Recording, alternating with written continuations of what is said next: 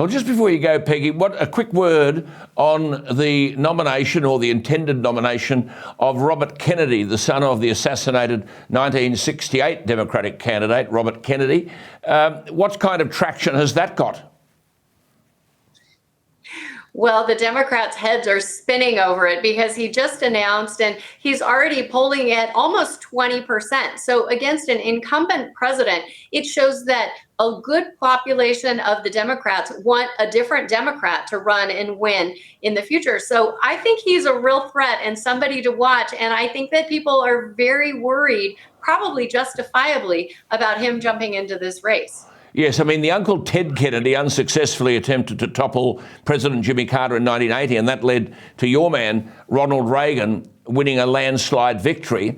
I mean, the contrast here is extraordinary, isn't it, between the seasoned and tanned Kennedy, who's eloquent and fit at 69, and the ageing Biden, who falls upstairs and couldn't, as we just saw, spell the word 8. I should say here that Robert Kennedy, and we should just show this to you, his speech is strained, Robert Kennedy. Here he is after announcing his candidature. What is your family like? Do they agree with everything that you say and do? They'd probably vote for me if I ran for president. Yeah, well, I have siblings who will vote for me as well, but I have a big family and many of them will not. The condition there is called spasmodic dysphonia.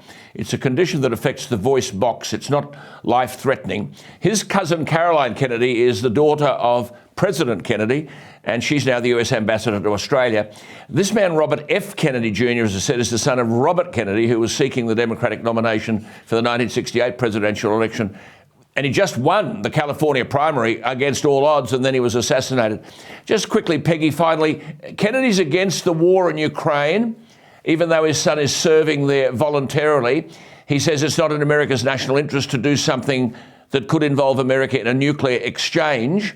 Mainstream media is obsessed with his personal view on vaccines, but the ordinary voter there doesn't seem to care if someone says vaccines should be voluntary. Just on the policy front, is Kennedy on the right, issuing the right messages?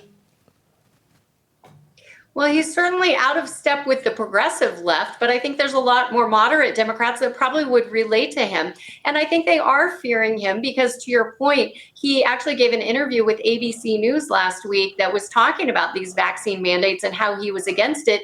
ABC News actually edited that part of his interview out and gave a little disclaimer at the beginning saying that his comments had been disproved by science, whatever that is. And so they're already editing his comments. They're afraid of his candidacy.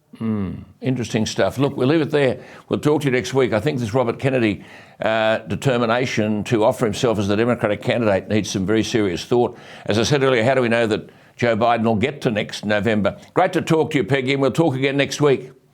There she is, wonderful, isn't she? Articulate and informed. Peggy Grande in America.